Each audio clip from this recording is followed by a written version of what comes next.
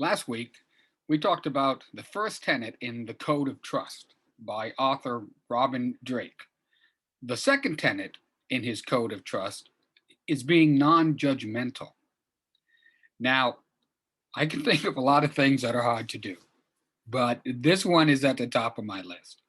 Without meaning to, we immediately judge people.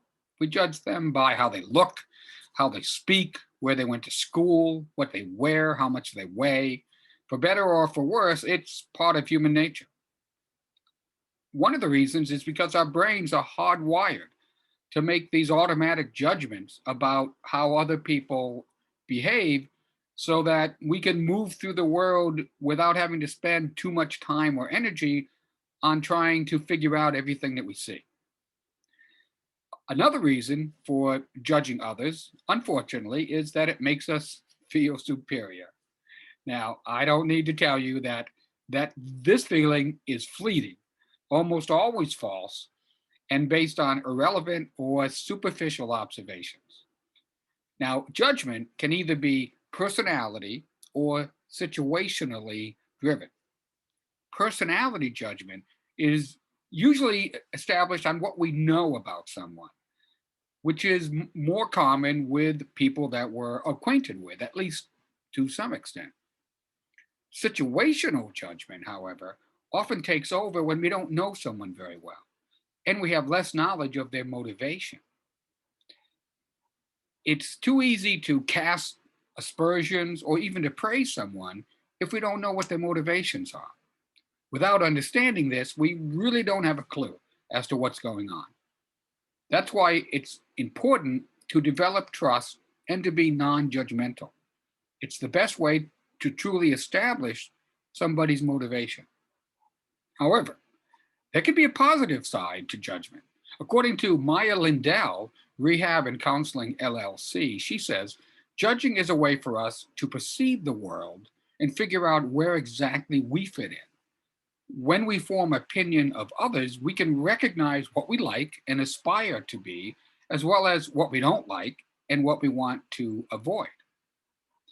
As explained by Robin Dreeke in The Code of Trust, being non judgmental doesn't mean that you judge people favorably.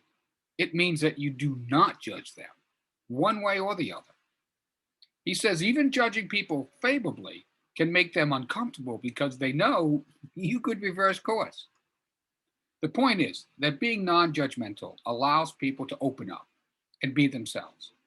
And when they do this, you're able to more easily ask the questions you need to ask and get direct, unvarnished answers.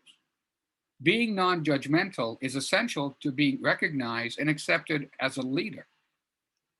In any profession, we want to be seen as a leader or an authority, someone whose opinion can be trusted. And when broken down to its essence, leadership is the ability to inspire others to follow, which brings us back to the axiom we talked about last week. It's not about you. As we discussed, instead of making your goal to achieve what you want, make it what others want, and then fit your goal into theirs.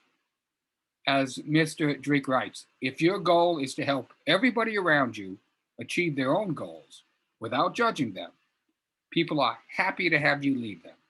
And then the path to your own goal is wide open. As expressed by Seneca, a Roman Stoic philosopher, be not too hasty, either with praise or blame. Speak always as though you were giving evidence before the judgment seat of the gods.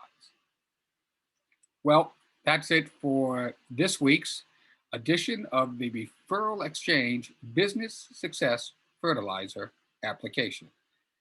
As you know, we bring one of these to you every week because we understand that bigger companies have more resources, more money, more employees, and they can usually come up on top unless you're smarter than them.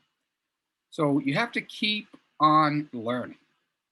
And so at Referral Exchange, we hope that these weekly little bits of business success fertilizer, if you will, can help you get just a little bit closer to being smarter than your competition. Now, I urge you to click on the subscribe link so that you'll be able to follow us and know what's going on.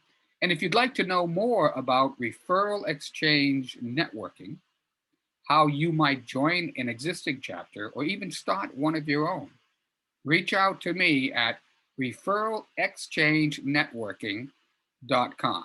And that's exchange with an X.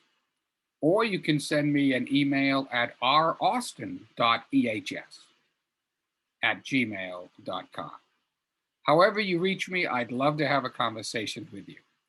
Thanks again, and as always, keep learning. Thanks.